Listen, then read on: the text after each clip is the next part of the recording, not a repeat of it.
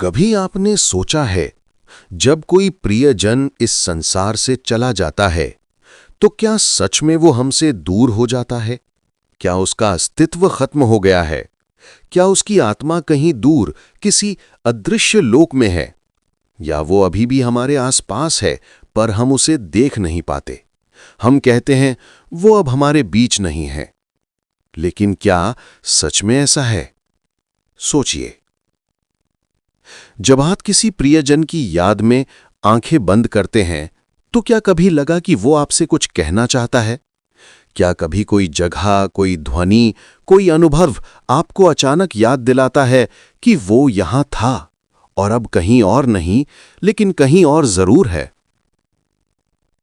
हम कहते हैं मृत्यु अंत है, लेकिन क्या ये सच है?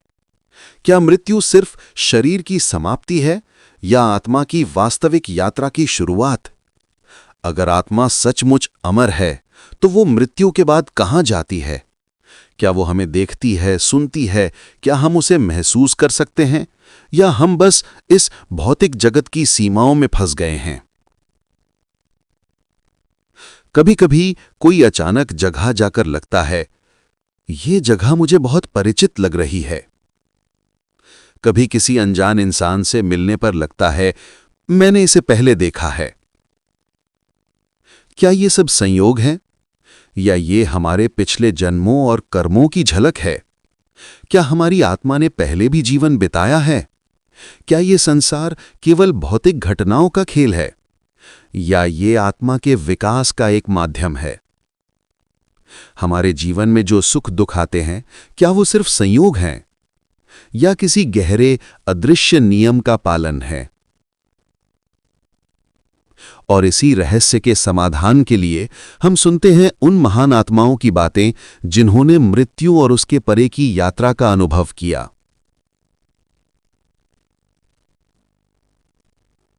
और उन्हीं महान आत्माओं में से एक हैं परमहंस योगानंद जी, जिन्होंने हमें बताया कि आत्मा की यात्रा कैसी होती है और मृत्यु के बाद क्या अनुभव होता है।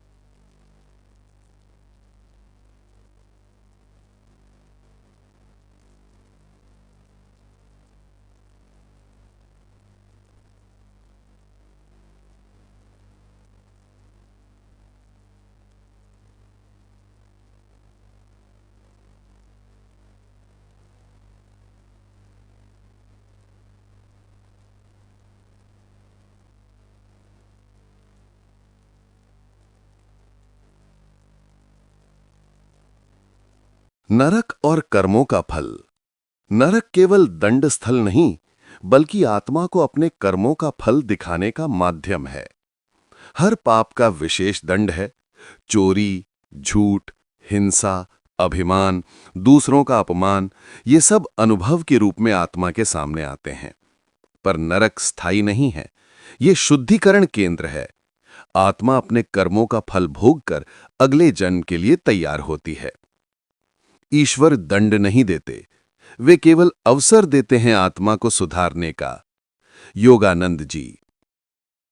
पुनर्जन्म और मानव जन्म का महत्व। आत्मा अब अगले जन्म के लिए तैयार होती है। 84 लाख योनियों में से केवल मानव जन्म मोक्ष प्राप्ति का अवसर देता है। बाकी योनियां केवल कर्म भोगने के लिए हैं। पूर्व जन्म के पुण्य और अधूरे कर्म आत्मा को इस जीवन में लाते हैं। कौन धनवान होगा, कौन निर्धन, कौन रोगी, कौन स्वस्थ, सब संस्कार और कर्म का परिणाम है। मनुष्य जन्म दुर्लभ है, इसे व्यर्थ न जाने दें। योगानंद जी। गर्भ और जन्म की तैयारी। गर्भ में प्रवेश करते ही आत्मा को याद आता है क्यों उसे ये जीवन मिला है। कौन माता पिता होंगे, कौन पिता, किस प्रकार के सुख और दुख का अनुभव करना है। गर्भ में आत्मा पूरी चेतन रहती है। मां के प्रत्येक भाव, शब्द, हर श्वास उसके सूक्ष्म शरीर पर प्रभाव डालते हैं। इसलिए गर्भावस्था में सत्संग, भजन और मंत्र पढ़ना अत्यंत महत्वपूर्ण है। योगानंद जी। जीवन और प्रारब्ध। जन्म के साथ आत्मा को माया का आवरण मिलता है।